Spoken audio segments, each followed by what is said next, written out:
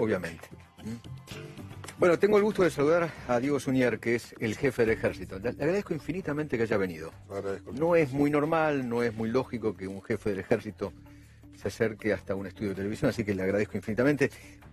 La verdad que la invitación tiene que ver en el marco de una denuncia que está dando vuelta y que involucra a toda la institución. Le quiero mostrar algo, porque ocurrió justamente en este canal, en A24, en el programa de Graña. Hubo una denuncia concreta sobre algo que ocurre en la Contaduría General del Ejército y me gustaría que lo veamos primero y después nos metemos de lleno en eso. Pasaba esto. Pablo, ¿cuándo descubriste que estabas metido en un engranaje complicado que tenía que ver con la plata negra del ejército? En el 2012 fui convocado por el coronel Martínez Asolina, diciéndome que la contaduría necesitaba hacerse de fondos para poder costear algunos gastos internos y sobre todo gastos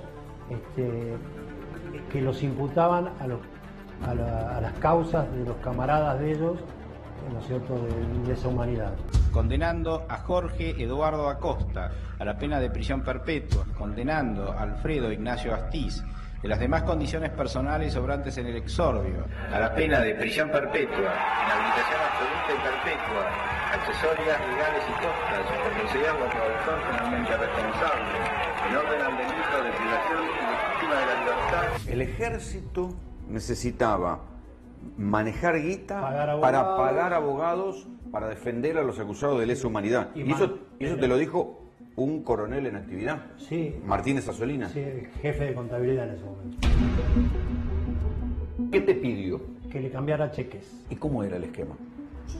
Me llamaban por teléfono, en un primer momento me llamaba el coronel Martínez Asolina, ¿no es cierto?, que era el jefe de contabilidad, y también me llamaba el coronel Belusi. Esos cheques eran legales, no eran cheques voladores. No, eran cheques de la contaduría. ¿Por qué no le iban a cobrar ellos en blanco? Y porque tendría que estar a nombre de ellos. O sea, eran negros. ¿Estaban haciendo un desvío de fondos? Y supongo que sí, que es un desvío de fondos. O sea, ellos te daban un cheque. Para no ir ellos, vos ibas y cobrabas una comisión. Claro, 6 cuadras. Caminaba, me cambiaban el cheque contra la acreditación y me lo pagaba. Iba a la calle Corrientes 317, piso 11.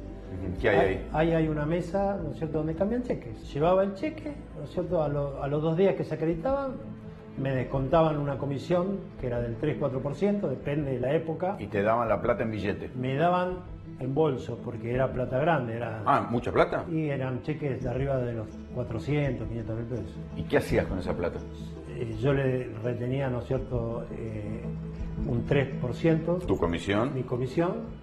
Y me iba caminando por Florida hasta Piedras. ¿Con la guita viva? Con la plata viva, sí. Y se la daba en mano en su despacho. Él lo llevaba a una pieza que tenía interna de su despacho y la contaba el coronel Martínez Asolina. ¿Y al otro? Al coronel Belusi se lo llevaba, creo que él era jefa de pagos a proveedores. Él lo que hacía, la misma historia, vaciaba el bolso, contaba la plata y me iba. ¿Cuánta plata blanca convertiste a negra en esos años? Mensualmente le cambiaba 1 millón. 1 millón. Más o menos. ¿Y a vos cuánto te dejaba esto? Y a mí me dejaba el 3%. Porque el 4% le 30.000 pesos. cobraba, sí. Mensualmente durante un periodo, porque después cambiaron de proveedor y sí, no me los pedían más a mí. Se los pedían a otro que tuvo un problema grande. Una persona que tuvo un problema judicial en la calle, que lo quisieron asaltar el que mata a un transeúnte, Guillermo Martinero. Claro. El hecho ocurre 9:22 de la mañana, 9:26 ya estaba así el SAME, y Crescenti dice que una herida de bala en la región torácica llevó a la muerte a un ciudadano que pasaba por allí.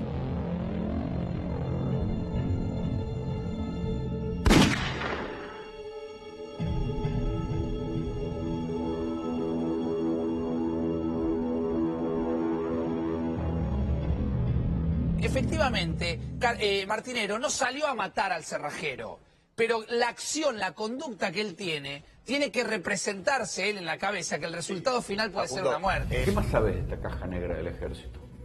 ¿Para dónde iba la plata, no sabes? No, eso es lo que me dijeron ellos, que iba a ser utilizada para los crímenes de lesa humanidad, ¿cierto? Para costear los gastos. Y me acuerdo algo curioso que me dijo, bueno, la fuente en algún momento rebalsa y algún bocado nosotros tenemos, como diciéndole, bueno, algo no les quedaba a ellos. General, bueno, se habla de plata negra, de pagar abogados para causas de lesa humanidad, cuevas. ¿Qué nos puede contar de esto? En esto está involucrado la Contaduría General del Ejército, ¿no?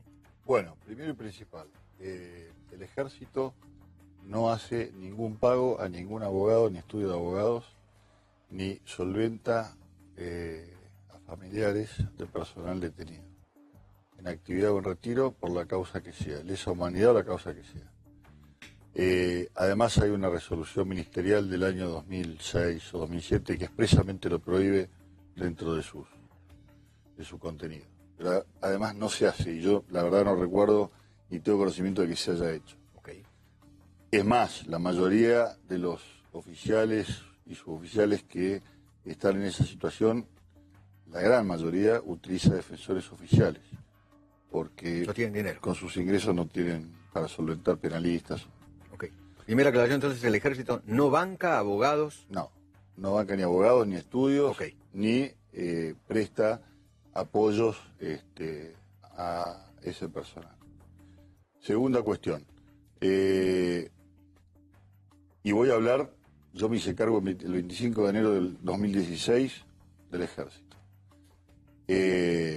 Una de las primeras órdenes que impartí, lo expresé adelante de todos los mandos del Ejército, desde generales hasta los mayores que son jefes de sus unidades independientes, es que si yo como jefe del Ejército no requería a nadie, absolutamente a nadie, plata en efectivo para hacer ningún gasto que tuviera que hacer como jefe del Ejército, obviamente nadie podía hacerlo. ¿Por qué?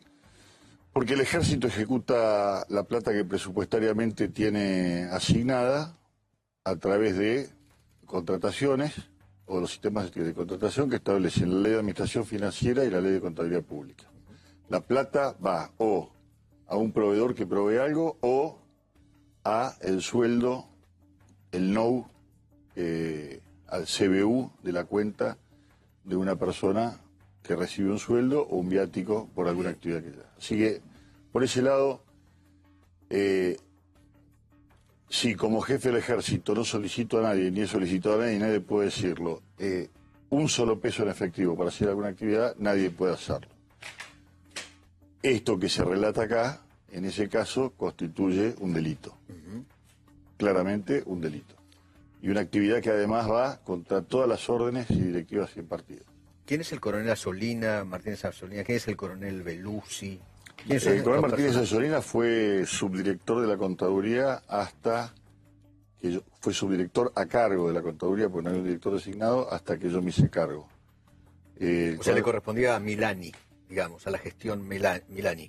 No, él estuvo en la gestión del general Cundom. Ah, de Cundom, ya, Sí, claro, sí, en la última eso. época, ok, claro.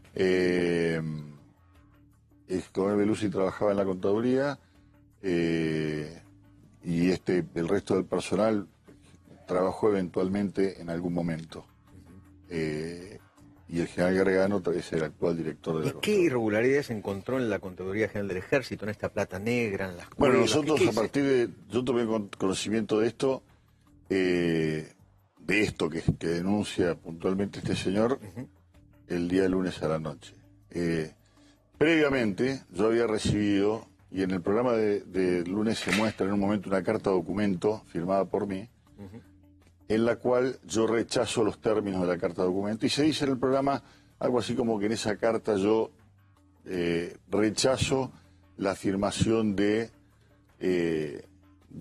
estas acusaciones. En realidad, esa carta, que es de diciembre de 2015, es una carta que envía un abogado de apellido González Novillo, que patrocina a Pildain, en la cual él reclama que Pildain trabajó de 2012 para la Contaduría y que en marzo de 2016, es decir, unos días después, un mes después de que yo me hiciera cargo, Yo me hago cargo, lo pongo a cargo del director de la contaduría al general Gargano, a quien le correspondía por antigüedad, y en marzo, Gargano se habrá hecho cargo los últimos días de febrero, 23, 27 de febrero, y a partir de ahí, según relata el mismo doctor González Novillo, a este hombre se lo da por cesado, según sus afirmaciones.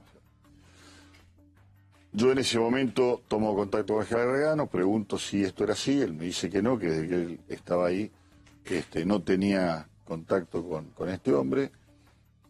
Le ordeno que conteste la carta de documento, porque a él le había mandado una carta similar. Él me dice que el 17 de octubre se había presentado Pildain con un escribano y su abogado patrocinante de la contaduría para reclamar lo mismo y que no se los atendió. Yo redacto la carta de documento rechazando la supuesta relación laboral. Ni contractual ni laboral, según los dichos del señor. Es lo último que supe del tema.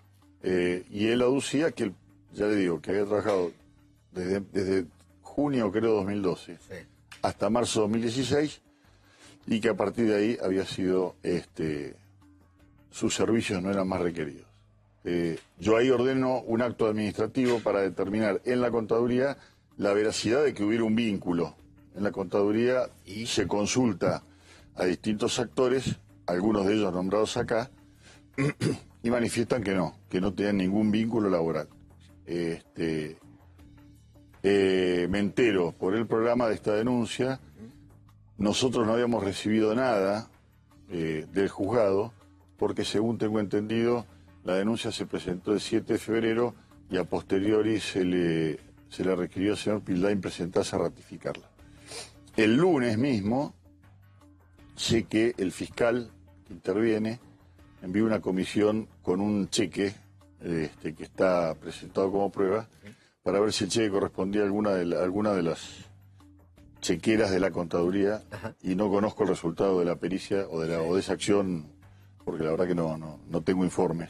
Todavía no hemos tomado. O sea, lo que usted desmiente es que haya habido una cueva que trabajaba con la contaduría, o usted sabe de algo. No, yo, es decir, presumo hay una denuncia, entonces lo que hemos hecho es lo siguiente. Primero, el día martes, a primera hora, nos presentamos como querellantes. El ejército se presentó como querellantes contra estos acusados, incluso este señor Pildain, que en cierto modo se incrimina en todo este episodio. Porque él decía, yo cambiaba los cheques. Claro. Me quedaba con un fee. A sabiendas de que era para algo non santo. Exactamente. Bueno. Que él supone que era para pago de abogados. Exactamente. Para detenidos de lesa humanidad. Bueno, cosa que eso, desde ya, digo que no. Ahora, con respecto a lo demás, no sé. ¿Y qué pasó con el Martínez Asolina y el general Martínez Beluzzi? Asolina en este momento está retirado. Beluzzi creo que está en trámite de retiro. ¿Y usted tomó alguna otra determinación? No. Ahora, además de presentarnos como querellantes, yo ordené un sumario ese mismo día, bajo lo que es el Código de Disciplina, lo que reemplazó al viejo Código de Justicia Militar, sí, que habilita internamente hacer esto. Y además de eso, se ordenó a nuestra auditoría interna, la Inspección General del Ejército, a que revisara todo el procedimiento que tiene que ver básicamente, porque presuponemos que por ahí puede venir el tema, con respecto al tema de lo que se llaman códigos de descuentos. Es decir, entidades que le piden a la Contraloría General del Ejército que haga descuentos de sueldos y que por ese servicio pagan. ¿Usted quiere determinar si hay alguna mafia metida, enquistada en el Ejército? Si eso ocurrió, sí, que se hace, sí, de hecho lo hacen los bancos y todo lo que pagan, esa plata debe ejecutarse de acuerdo a las normas de contabilidad pública. Se llama recurso de afectación específica, se llama en la jerga del Estado fuente 13 y debe gastarse igual que cualquier otro recurso, con órdenes de compra, con órdenes de pago, etcétera, etcétera, todo como corresponde. Además de eso, además de presentarnos como querellante, además de hacer el sumario, ordenar el sumario interno, y además de presentar, de mandar a la auditoría interna nuestra, en el día de hoy he ordenado que se suspendiera preventivamente a uno de los mencionados, no vamos a dar el nombre, por una cuestión de que no queremos de ninguna manera entorpecer. Es decir, todo esto que estamos haciendo, lo estamos haciendo para buscar cuestiones que tengan que ver con la claridad de los procedimientos y no entorpecer de ninguna manera la acción que deberá llevar ante el fiscal de la causa. Y por supuesto, de ella hemos puesto a disposición del juez todo el personal. Pero usted tiene la decisión de ir a fondo y hasta el hueso. Absolutamente. Si esto es verdad, estas cosas manchan de alguna manera. Si esto es verdad, esto es delito. Claro. Punto uno. Punto dos, el ejército tiene más de 50.000 hombres distribuidos en casi 200 unidades a lo largo del país.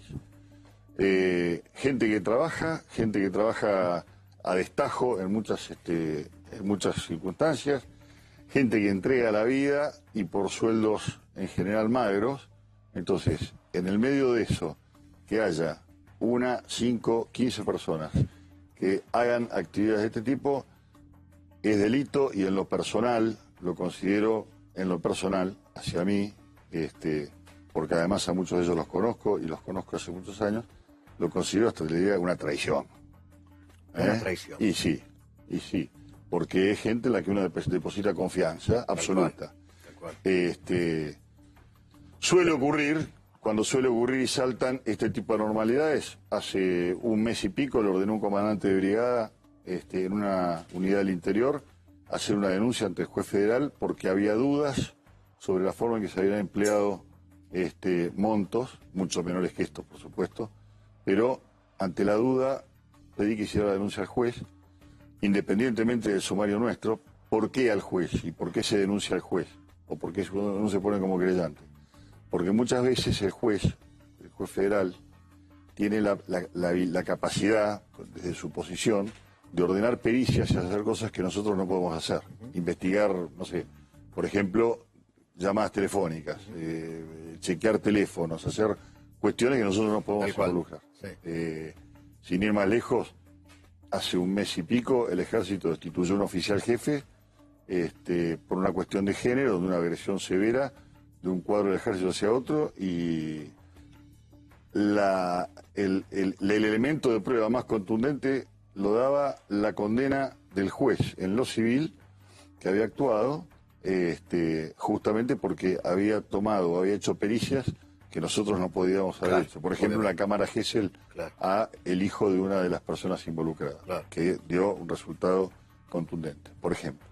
Entonces, en estos casos se procede de esta manera, de forma muy transparente, y además yo tengo una formación muy institucional y he estado 40 años en el ejército.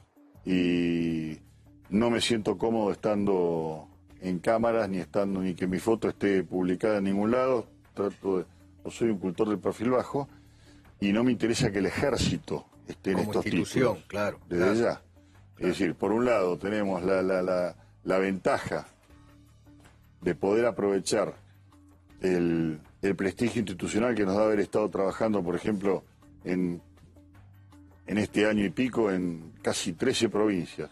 En distintas inundaciones, lo he visto en Santa Cruz, por ejemplo, de todo. Lo que hicieron ustedes fue clave para la gente, ¿no? Y siendo los primeros en llegar, los últimos en irse, y haber tenido hasta la confianza de gobernadores que pusieron gente nuestra a cargo de la conducción de todo eso. En Comodoro Rivadavia todavía nos retiramos gente de las 2.000 personas que estuvimos involucradas durante casi 2 meses y todavía están trabajando nuestra gente, nuestros hombres ahí y mujeres.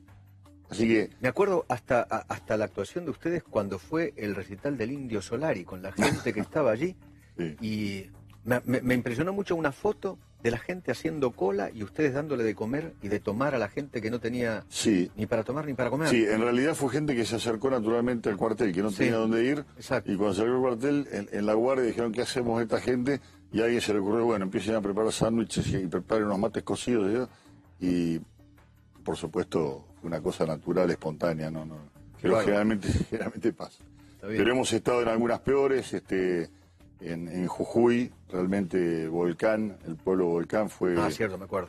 Fue una cosa trágica y... El alud. El alud, exactamente. Ahí trabajamos mucho también. Bueno, muchas cosas más.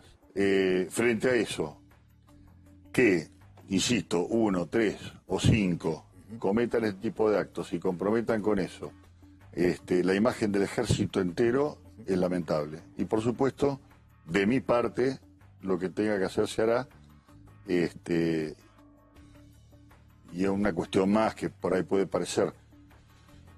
Yo llevo varios años trabajando dentro del ejército en el área de administración y el área de presupuesto. He sido profesor universitario durante muchos años, conozco algo del tema y conozco los mecanismos de ejecución. O sea, por ahí no lo van a pasar. No, bueno, el delito puede estar y sí. Yo incluso fui 2 años director de administración, que era una dirección desde donde se regulaban los flujos del tesoro. Es decir, yo lo que hacía era distribuir, de acuerdo a lo que decía el presupuesto, los flujos que provienen del Tesoro Nacional y asignar las partidas a quien debían ir y conseguir las cuotas que llaman de compromiso y de vengado. Eso,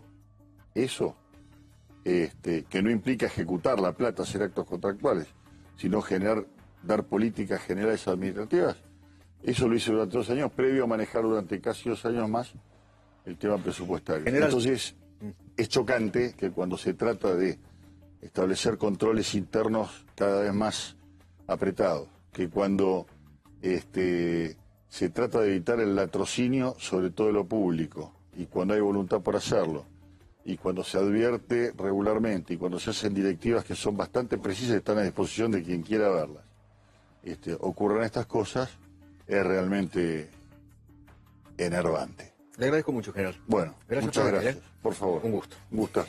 Bien, seguimos entonces.